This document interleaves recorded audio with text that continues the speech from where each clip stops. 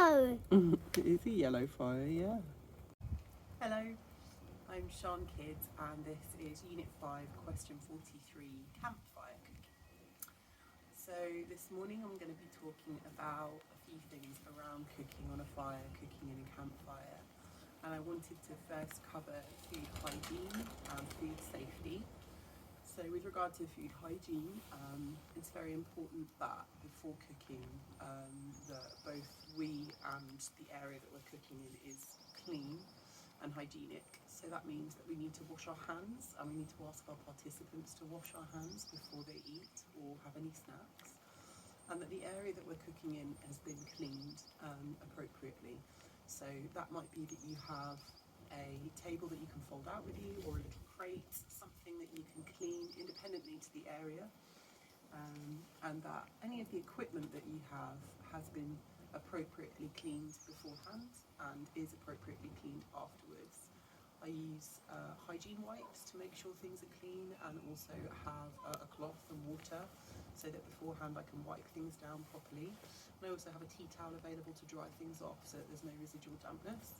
It is a bit rainy today, so if you're underneath tree canopy and stuff, it's also important that you're not allowing things to drip down on the area that you're preparing food. So all of that is best hygiene practice when doing campfire cooking. In regards to food safety, there is a couple of things to take into consideration when preparing food outside. The first is temperature. If you've cooked food that needs to be kept hot, one way to check it is hot is by having a probe. I don't have one with me, but it allows you to check the temperature of food like meat or liquid to ensure that it has been cooked up to temperature, so there's less risk of it being raw and therefore causing any tongue upset. To keep it hot, you could wrap it in tin foil and keep it near the fire in regards to like a jacket potato.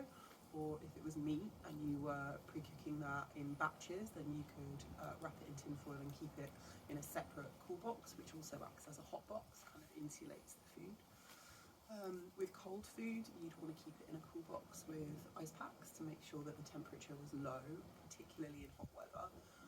And you would want to limit how long you would be keeping that food in there for.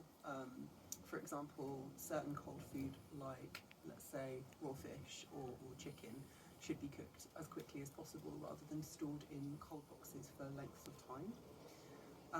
And that leads me on to why we need to be careful about food safety. So higher risk foods would be first and foremost raw meat and raw poultry and raw fish, all of which can harbour really nasty bacteria, and they are more susceptible to spoiling, particularly when they're taken outside away from refrigeration. Then dairy products, milk, cheese, etc., all of those are again at risk of spoiling more quickly, particularly when they're non-refrigerated.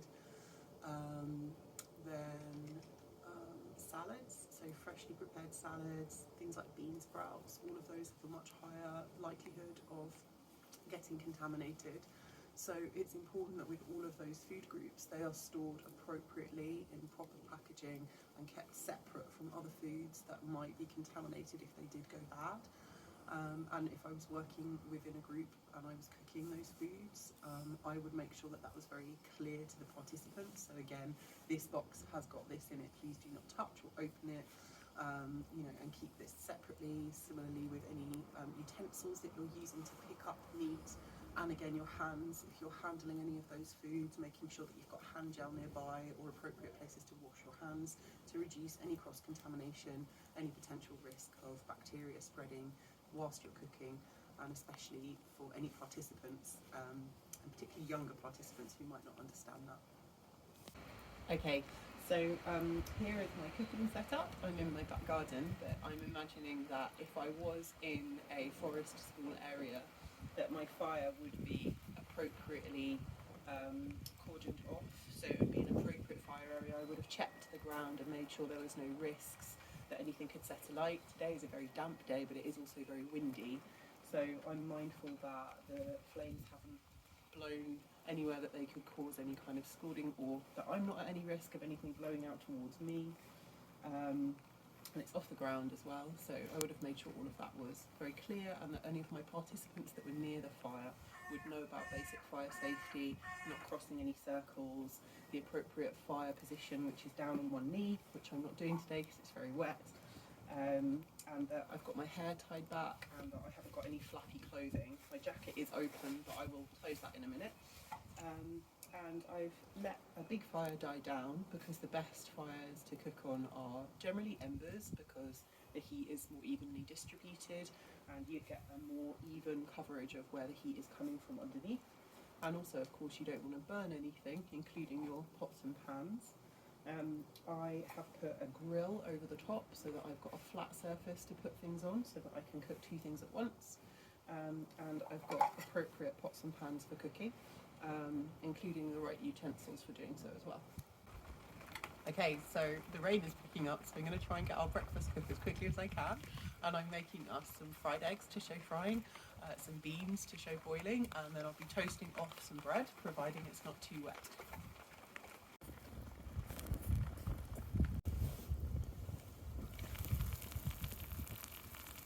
Okay, so as you can see, I've now successfully fried my egg with a little bit of help from a lid. You don't have to be a Puritan when cooking over a fire. I think it's important to know that you can just move your kitchen outside so that it's safe and effective, especially if you're cooking for other people. And you can see that my beans are pretty done now. They've come to a boil and I've just moved them over to the less hot side of the fire. Obviously now I've got some really hot food, so to be serving that to other people, I want to make sure no one burns their mouths or their hands. So I would be telling everybody that the food is hot, and obviously depending on who your participants are, their age range and their ability, you'd be making sure that they know to wait to eat food. So a really good example is a hot marshmallow. They can be really, really dangerous and burn. So generally I tell people to count to 10 before they eat their marshmallow, so that it doesn't burn their mouths. Obviously blow on their food, cut it open to let it cool down for a little bit before eating. And all of that just means that people are safer. The last thing I'm showing is toasting. So I've got my piece of bread on a toasting fork, but you can also get those really handy things where you can sort of flip them over and hold things so you can easily toast, you know, bread and other things on the fire. But I've got my toasting fork. You can also just do it on sticks. The main thing is that I'm appropriate distance away from the fire. I'm not too close. I'm currently sat down on a stable stool, so that it's nice and safe, and that's always the most important thing with toasting, is that people don't get too close. I'm not too close to the hot metal of the fire pit, and I'm able to appropriately toast without getting burnt, basically.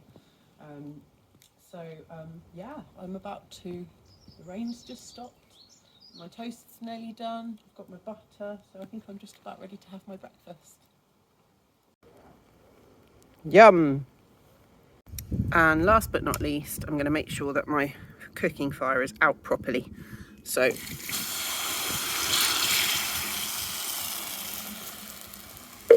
just going to let that steam and smoke, but that should be safe and out.